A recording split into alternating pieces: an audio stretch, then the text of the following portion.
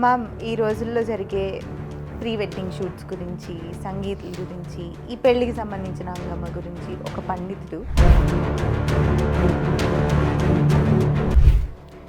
Anything good or bad అనేది నువ్వు తీసుకునే విధానంలో ఉంటుంది. Appreciate they feel it's harming the society. But other way round ఇంకొక సైడ్ మాట్లాడుతున్నప్పుడు వాళ్ళ మధ్యలో ఆల్రెడీ పిల్లలు మాట్లాడుకోవాలి, ఒకరికొకరు అర్థం చేసుకోవాలి. మ్యామ్, ఈ రోజుల్లో జరిగే ప్రీ వెడ్డింగ్ షూట్స్ గురించి, సంగీతుల గురించి, ఈ పెళ్ళికి సంబంధించిన హంగామా గురించి ఒక పండితుడు ఎద్దేవా చేస్తూ మాట్లాడారు. కరెక్ట్ అంటారా? అంటే ఇవి తీసుకోవటం కరెక్టా అని అడుగుతున్నావా, పండితులు మాట్లాడింది కరెక్టా? ఆయన మాట్లాడడం కరెక్టా? నేనేమన్నానంటే రూపా, ఎనీథింగ్ గుడ్ ఆర్ బ్యాడ్ అనేది నువ్వు తీసుకునే విధానంలో ఉంటుంది. నీకు నచ్చకపోతే చూడటం మానేయాలి, విజువలైజ్ చేయటం మానేయాలి. Nobody is forcing you to be part of anything.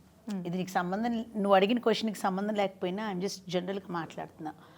So ప్రతి విషయంలోనూ each one will have their own opinion. So he might have given his opinion, his part of it. ఆయన దృష్టిలో ఏమై ఉండొచ్చు అంటే I might be wrong, but I'm just saying culture wise పెళ్ళికి ముందు యూజువల్గా అబ్బాయి అమ్మాయి కలిసి తిరగటం కానీ, అలా క్లోజ్గా ఉండటం కానీ, ఇలాంటివన్నీ ఇష్టపడరు చాలామంది. అండ్ పెద్దవాళ్ళు కానీ ఇట్లా పండితులు కానీ డెఫినెట్గా వాళ్ళు 200% no, they won't appreciate it, they feel it's harming the society.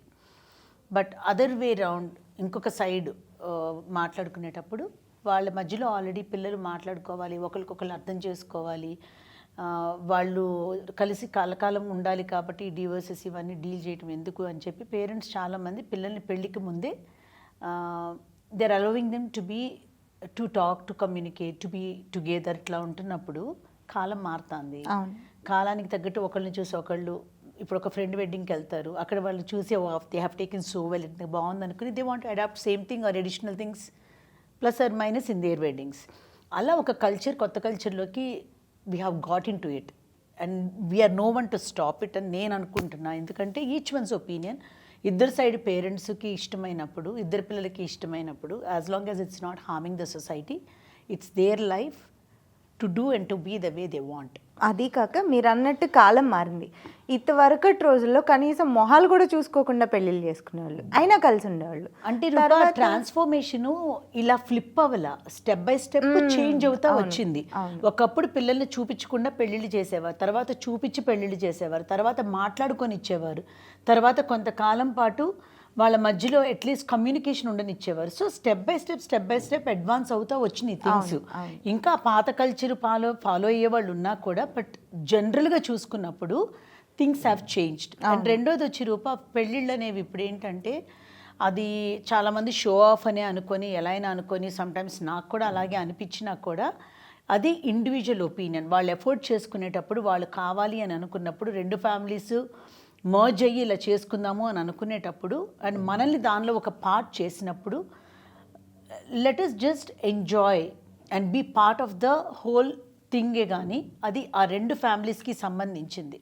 వాళ్ళు ఎఫర్ట్ చేసుకునే ఫంక్షన్స్లో we are no one to comment.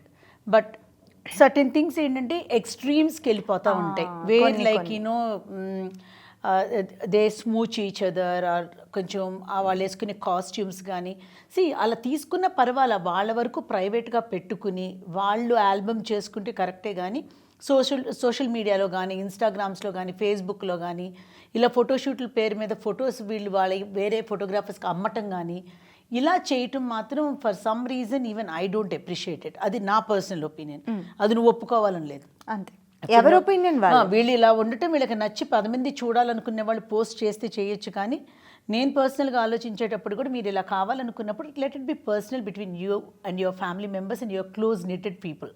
Why you want to make it public, why you want to put it in the social media, that is not needed అని అనిపిస్తుంది నాకు. అలాగే అది తప్పు లేదని అనిపించే వాళ్ళు ఉంటారు. సో ఎవరి ఒపీనియన్ ఆడది రూపా. కొన్ని మనం ఫోటోషూట్స్ గురించి మాట్లాడుకున్నాం, కొన్ని ఈ మధ్య డివోర్స్డ్ ఫోటోషూట్స్ చూసాం. డివోర్స్ అయిపోయిన తర్వాత దాన్ని ఇలా చింపుతూ ఆ ఫోటో షూట్స్ కూడా ఉన్నాయి. అసలు ఎలాంటి ప్రభావం చూపిస్తున్నాయి ఈ ఇట్స్ ఆల్ సమాజం? Because of the social media. ఇవన్నీ ఎప్పుడు ఉండే, ఇద్దరు చేతులు కోసుకునేవారు, ఫోటోలు చంపటం ఇవన్నీ ఉన్నాయి. కానీ people are taking the social media as the platform to flush out their anger, to flush out their depression. ఇప్పుడు మెయిన్ వీళ్ళ కోపం కన్నా 1000 మంది చూసటం వాళ్ళకి ఇంపార్టెంట్ కదా. 1000 మందిలో వీళ్ళు ఎవరినైతే టార్గెట్ చేస్తున్నారో ఆ ఒక్క మనిషి చూడటానికి ఇవన్నీ పెడతారు. కానీ అది అందరూ చూస్తారు. They don't care. వాళ్ళ టార్గెట్, వాళ్ళ కోపం ఆ మినిట్లో ఆ పిచ్చి పని చేసేటప్పుడు they target is only that particular 1 or 2 people whom they want to focus and show they don't care అని.